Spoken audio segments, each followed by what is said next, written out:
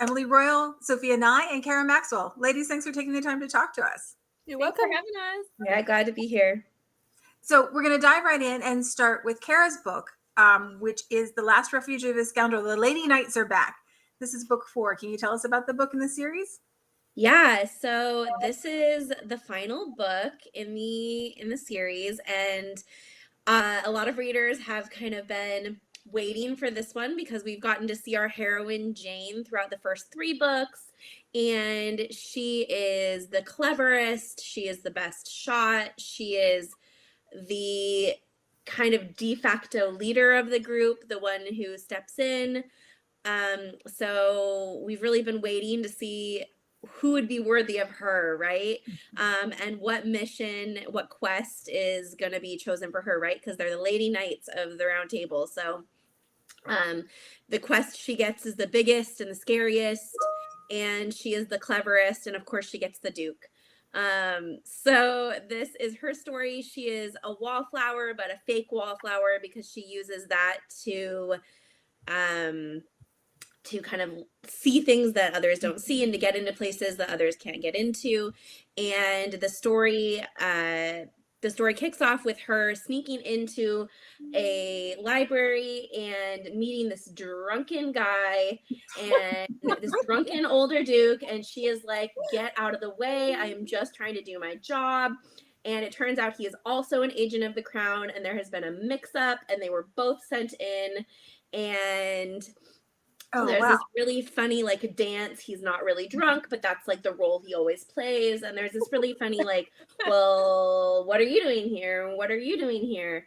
And so it's really fun to watch them banter. This book is really heavy on the banter. She is this 20-something wallflower. He's this 40-something Duke. And they get paired together because, of course, now they've stumbled onto one another, they're going to have to work together. They end up married. All sorts of ridiculous things ensue. Ooh. There's a hawk. And marriage and fake marriage at the same time. Yeah, they've got a marriage of convenience. Yeah, man. That's great. He has a hawk named Guinevere because, like Knights of the Round Table, who causes shenanigans. And it's just a ton of fun. And you throw in like a secret society and one horse and one bed and lots of steam and nicknames for each other. And it's great. I had so much fun writing it. And it's my first true age gap that I've written. I've done reverse age gap before. But this is my first time where I've written an older hero and a younger heroine. And it just kind of fits because Jane is awesome and only an older man could have handled her. So it's great. They do need to seem to grow up a bit, don't they? Yes. Well, awesome. It sounds like so much fun, and I love that we get all the layered tropes. That's extra fun. Yeah, that sounds great. And this is the last book in the series. It is, and actually, at the end of this book, there is kind of like a mini epilogue for each of the Lady Knights. Fun. That's one of my favorite things to do when I end a series is I have a full-length epilogue for the main character and then little mini epilogues for all of the other characters, so we kind of get little updates. And so that's really nice. And for readers that have followed along the whole series, it's just kind of that nice like cherry on top moment. So yeah, I love it when we get to see the glimpses of the couples, after they're happily ever after.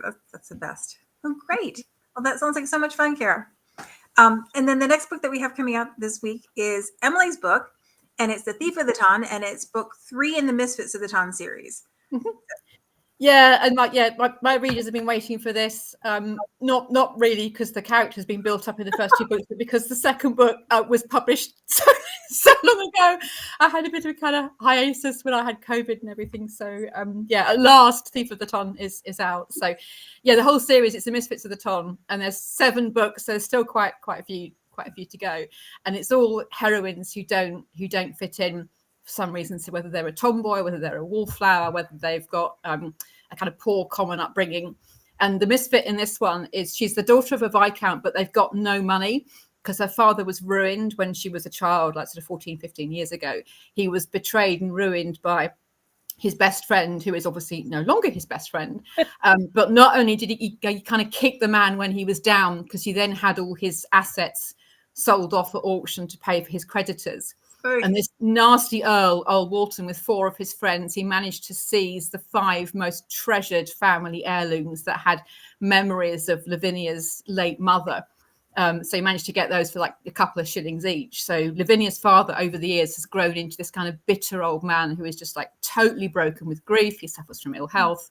And Lavinia has grown up to be a young woman who is really bitter, full of vengeful hatred against this Earl Walton, who she's never seen. And she is absolutely determined by fair means or foul to get these 5 items back, because that will restore her mother's memory and hopefully restore her father's peace of mind.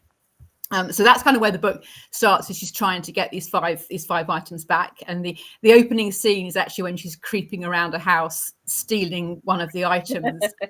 The items is in the item that she's stealing is in the bedroom of the hostess of this house party while she is getting up to shenanigans with her lover. So steps in on this this kind of couple who are in flagrante, and they can't hear her because they're kind of otherwise preoccupied. But she has to listen to this kind of dialogue. Oh my god! So she steals the item, and then she leaves like a calling card. Each item that she steals, she leaves a calling card, which is like a mythical bird rising from the ashes, because it kind of represents the restoration and rebirth of her family honor. So that's what she's trying to do, and she kind of gets up to all these shenanigans, stealing each of these items, and she has to use increasingly ingenious methods because there is an investigator on the trail. This Viscount called Peregrine Marlowe is he's been told about this mysterious thief called the Phoenix, who is stealing these seemingly unconnected items from various stately homes. And the only thing connecting them is this calling card, which is the bird rising from the ashes. Mm-hmm. But he can't see what the connection is between each of the items. But he's been brought in because he's like an expert in art and antiquities. And the hope is that he'll be able to solve the mystery, find out what the link is, and find the Phoenix. And these 2 people meet each other during Lavinia's first season, and she hates society and everything it stands for, but she agrees to go along with her aunt who's sponsoring her season. She said, yeah, I'll go along because it actually gives her access to stately homes and drawing rooms and townhouses where she can nick these items. So the 2 of them are kind of dancing around each other, he's trying to solve the mystery of the Phoenix. And she kind of vaguely remembers this little boy who she knew when she was a child, when she had money, who used to visit her house with his father. But then after they were ruined, she never saw him again. So she kind of pines for him a little bit, but she doesn't even know his name because he calls her King Arthur, and he calls her Guinevere, and she calls him her. So there's this kind of childhood sweetheart, and this chap Peregrine Marlowe looks very, very familiar, and she thinks, no way. Yeah, it's a bit of a coincidence. She thinks it might be her childhood sweetheart. And Peregrine, when he sees Lavinia, she's like total misfit. She's not your average debutante. She's spunky, she's sparky, she doesn't do everything her chaperone says, and he's like really intrigued by this. But she looks very, very familiar to him and reminds him of the little girl who adored him, several years ago. But his hateful father, after they were ruined, his hateful father said, no, don't even talk about that family anymore. They're totally disgraced and totally ruined. So that's kind of, so most of the story then is Lavinia trying to nick back these items, but she's increasingly drawn to this alluring man who's like really powerful and reminds her of her childhood sweetheart. But then as these kind of things get increasingly darker, Peregrine then realised that the person who kind of commissioned him to undertake this investigation wants to have the Phoenix caught, brought to justice, and hanged. And this is right at the point where Peregrine sort of begins to realise that actually his family have got something to do with the ruination of Lavinia's family. So there's something to do with the Phoenix, and he begins to think, oh, is the Phoenix someone who's a little bit closer than I think they might be? But actually, if I solve the mystery, then they're going to get hanged. So it's kind of, that's when things take a bit of a dark turn. Okay, Emily, how are you going to get these people together? This is... I mean, that's a lot. Hanging is a lot to overcome for a love story. It does. I mean, I'm not going to give a spoiler by saying there is a happy ending at the end of it, but they have to kind of work out how to get round this hanging. Which I love all those bits and pieces. I love that they both have very clear motivation on their own, things that they're both working on separately, that end up bringing them together, and the connection of them as children is like, oh man. Yeah, I had fun writing that's the little flashback scenes with them as children, kind of getting to know each other. This kind of innocent love between these young children that's then kind of blossomed into this dream and attraction later on. So yeah, I had a lot of fun writing it. Well, now we all have to read it so that we understand how the hanging is resolved. Yeah. That's a big old bridge to cross there. Yeah. So there are 4 more of these. There's 4 more. So I'm editing book 4 at the moment, and I've already plotted out book 5 and 6 and 7 are all kind of coming together. So I'm having so much fun with the series because these heroines can just kind of do what they like because they're not fitting into society. So awful lot of fun. Oh, fun. Well, I'm glad we have more to look forward to too. So then the last book that releases this week is Sophia's book, and it is Song of the Fiannan, and it's the first book in the Warriors of the Fiannan. And I love the covers for these. They're so cool, and I love the setup. Can you tell us about it? Yeah, Dart did such a great job with them. They look exactly. I'll have to post. They look exactly like the pictures I sent her, but like in an artsy way. Mm-hmm. Nailed it. But they're so playful and charming and good. You know, it's like I love them. Yeah, no. So I'm really excited about it because I actually studied medieval Ireland in school. So that's cool. that's my graduate degree is in medieval Irish history. So I was like just dying to like get into a series set in medieval Ireland. So this book starts out with Finn is the hero. And for anybody that's familiar with Irish mythology, I chose that name deliberately because Finn McCool was the leader of the mythical Fianna. And so his parents like named him after that because it's stories that they would have heard growing up. And then when he's, an adult, the current king of the area in Ireland where he lives resurrects the Fianna as an institution so that they can help fend off the Viking invaders. So, the series as a whole is kind of like The Last Kingdom in Ireland with happy endings. Is like the easiest way to think of it. Right? For happy with that. Okay. Yeah, it's like the same kind of premise because the same thing happens in Ireland about 100 years later. But it's the Norse instead of the Danes and all that jazz. But anyway, so Finn is a bard. And in medieval and ancient Ireland, that was like a big deal. But because he is half Norse, his father was one of the Vikings. He doesn't get accepted to an apprenticeship, which is what he's worked his whole life toward. And he's incredibly skilled, but it's his heritage that keeps him back. And so he's kind of at this low point where his sister has been assaulted by their local king. And because they are poor and their king is a jerk, they can't get justice for her assault, and he can't protect his family. And so he meets this stranger. His name is Dallin, and Dallin offers him help if he helps Dallin. And they end up going, what Dallin needs is, the heroine is his sister. So she's been taken hostage by Brian, who's the king. Yeah, well, so there was a battle. There's a reason. Her father and one of the Viking kings allied against Brian and lost. And so she was one of the hostages given in exchange for the loss of the battle, to kind of keep them in line afterward. But she did it voluntarily because she didn't want her brother to have to go. And nobody told him about it. And so when he found out, he goes and gets Finn, he recruits help to come and rescue her.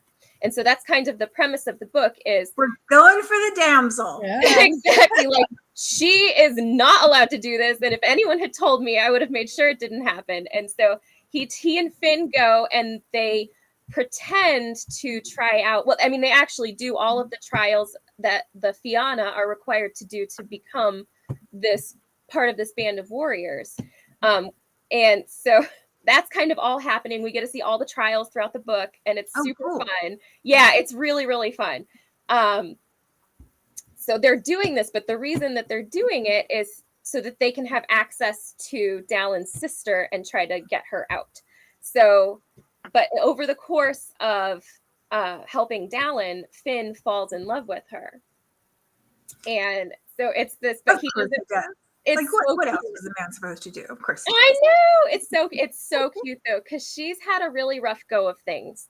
And so she starts out the book actually in a pretty severe depressive state. Like her parents both died. Her father was killed in the battle that they lost. And then she was turned over as a hostage, and hostages they're treated well, but they're really outsiders in the court. So she has no friends. She has nobody to talk to. She's been alone for months, and she's just not in a really good place. And then Finn comes, and he comes with all this music that he has, and he like cheers her up.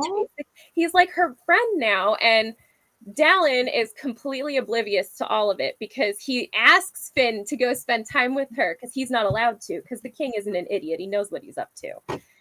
So it just blossoms into this really beautiful romance where they each really lift each other up, I think. But it's yeah, but the whole time they're doing all these trials, and they're hiding it from Dallin, who's slowly becoming Finn's best friend also. So we get a brother's best friend. That's where I was waiting to see if it was that far, but we get a brother's romance here too. Yay. Yeah. Awesome. Well, that sounds like so much fun. And this is the first book in this series. It is. Yeah. And sorry, go ahead. No, can you tell us a little bit about the series and about the setup for it? Yeah, absolutely. So book 1 is the trials, and each book follows a different member of the Fianna who end up succeeding in the trials. So I think it's like 53 men start, and 8 of them make it to the end. Wow. So there's 7 books. The plan is to have 7 books in the series, 1 for each of the guys, and then there's a novella also for one of the leaders of the Fianna. So then each they basically, once they finish the trials, Brian uses them as his right hand in problems that come up that he can't directly address because he's getting quite old, especially for a king who's expected to like ride to battle and stuff. He's I think he's close to 70, and yeah, historically I think he lived to be quite old to be riding into battle. Yeah, he lived to be quite old. And so he's sending them out to do that stuff now for him and to deal with some of the more tenuous situations. So each book is a different quest that he sends them on to help him manage Ireland, basically. And his story, he's trying to become the High King. There's like hundreds of kings in Ireland. Like everybody who's in control of anything is a king. And so he's trying to consolidate it like Alfred does in The Last Kingdom. And this actually happened historically. It's really interesting how the parallels, but and he's using them to do that. Oh, cool. Very cool. So you talked a little bit about your master's degree being in medieval Irish history, that's quite neat. Yeah, it is. There's like 15 people that really go hard into that. So yeah, it's really specific. So did you know you wanted to write when you were studying, or is it something that came afterwards? It kind of both a little bit. I've always written. I usually wrote fantasy before I started doing grad school. And then the more I read the primary sources, the more I was interested in imagining how it would have been and coming up with these little stories instead of like doing the actual like academic papers. It really spurred my creativity. And so I ended up I had to stop at my master's because I had my son and it did not go well. So I had to take a leave of absence and, all that stuff. And I didn't end up going back for my doctorate. But it ended up working out because I think what I really wanted was that connection to history. And I think I get it just as much by writing it as by doing the academic sort of route. So I can absolutely see what it would be like to sit and try to put yourself in the position of the people that you're reading about and imagining their stories and what that would be like. I think that would be awesome. Yeah. Very cool. Very cool. Emily, how did you end up writing historical? In terms of writing, I always wanted to write since I was a little girl, but I was put off when I can remember when I was about 10, kind of bouncing up to an adult going, oh, I've written this little romance and I'd love to get it published. And I was told, well, I've got a friend who writes stories and she's actually good and she's never got a publishing contract, so you've got no hope. That's mean. This is unnecessarily mean. I think it was kind of, get yourself a proper job, love. Go to university.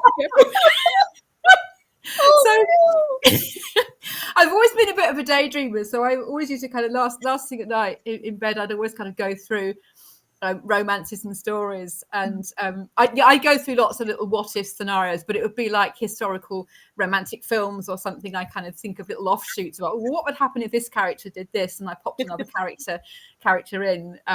And it's the thing that actually inspired me to write, which is really bizarre, is I went on this life drawing and painting course. It's kind of a regular annual course where you kind of go to this school for a week and you just basically do life drawing for a full week. And the teacher was she drove everyone really hard, but she was really inspiring. And I can remember doing this painting of this amazing athletic male model in all his glory, shall we say. And I was painting away, doing all the proportions and everything. And I suddenly just got, this is really weird. It was like a switch turned in my mind. And I went back home that night because the course was actually just down the road, so I didn't have to stay away. And I went back home that night, opened up my laptop and started writing. Oh, wow. And that was it. And I just, all this stuff that had obviously been this mess that was in my head that had been accumulating over years and years and years. I just got it all out. And I wrote this hideously bad kind of young, it was such a young adult apocalyptic fantasy type stuff, but it was like the first pancake that's rubbish, that's all burnt and yucky and crinkly around the edges. And I tossed that aside and then actually started writing historical romance straight after that. So yeah, that was how I got into it, and then I've not stopped since. I think we all have those toss aside ones. I think the first full length book I ever wrote had the hero was kind of like, it was a paranormal romance, and the hero was kind of like a flying squirrel. Yeah, wings that came out. Because everybody is pining for a flying squirrel hero. Do you have a copy of that? Yeah, but we have to see it. That would probably be popular now. I mean, Yeah. Oh my gosh. Yeah. Cara, how did you end up coming to historical romance? Oh, well, I was a historical romance reader my entire life. And we talked about that in past sessions, right? I would steal my mom's historical romance books, the old school Joanna Lindsay's. And Of her.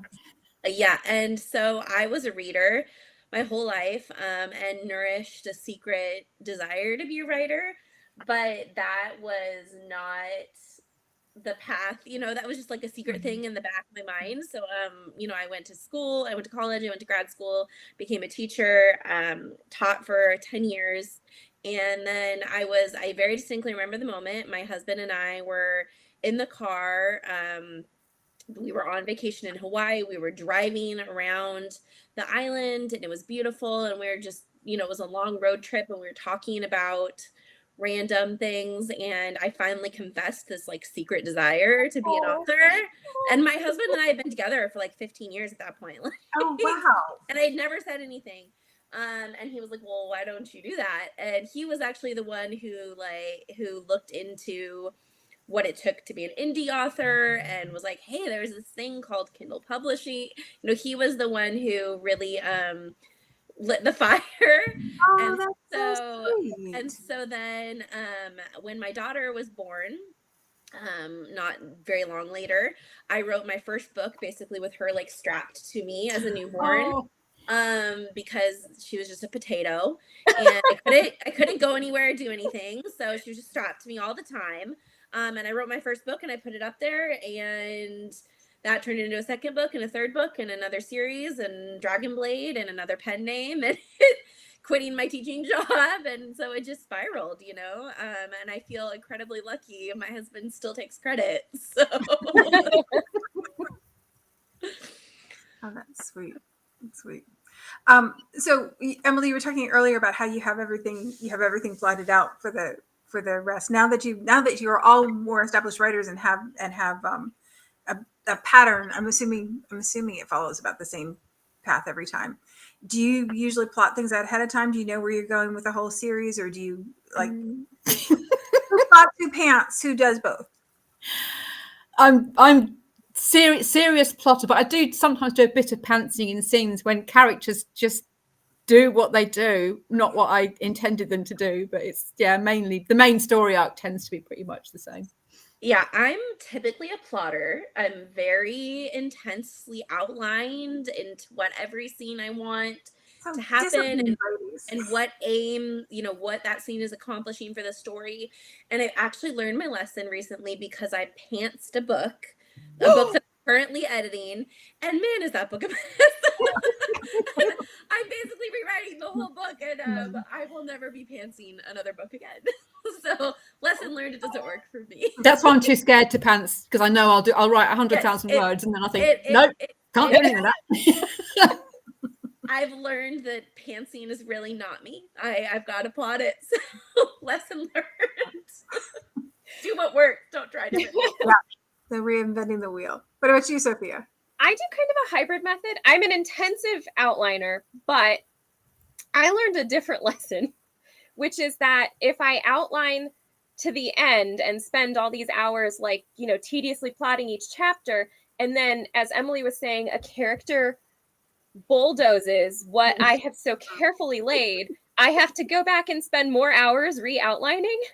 Yeah. So I plot out the character arcs and the romance arc and the big 5 moments, so I know where it's going the whole time, but then I outline chapter by chapter, 10 chapters at a time, and write them. You have a chunk, and then you can. And then I can take anything that happens organically and incorporate that as the story's progressing. Because I was getting so tired of going back and like redoing the endings or redoing the beginnings because something significant changed as I was writing. So I found I outline a lot, but I don't actually do the scene by scene outline all at once. That makes sense. There's a fantasy author who has a quote, Scarlett St. Clair, who says, "Don't let the outline get in the way of writing the book."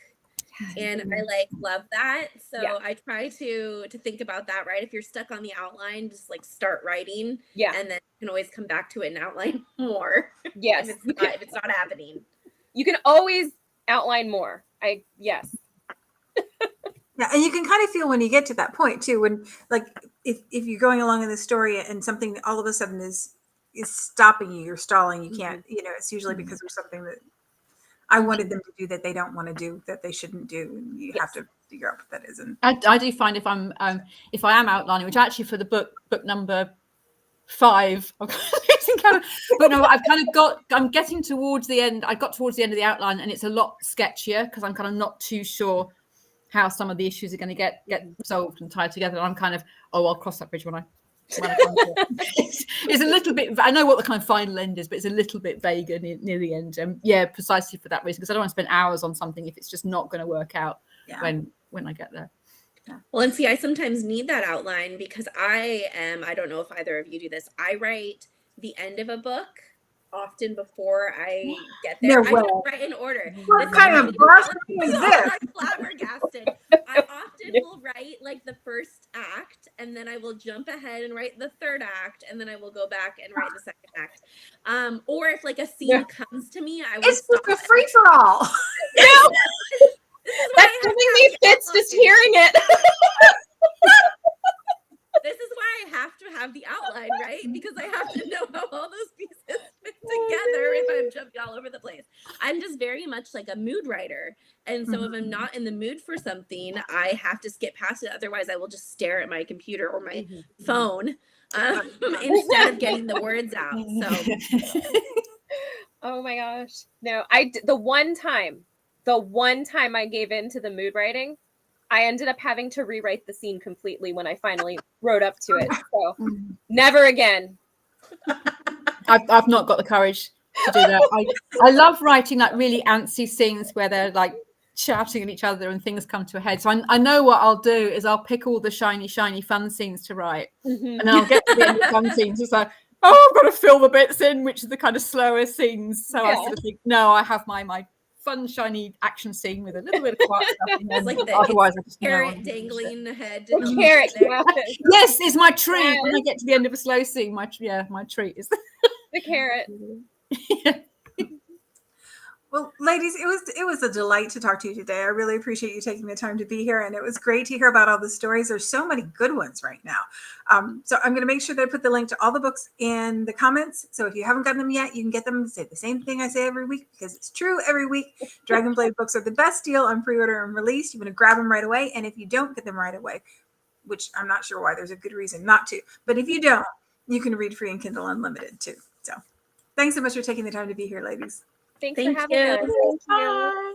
We'll be back here next week, same time.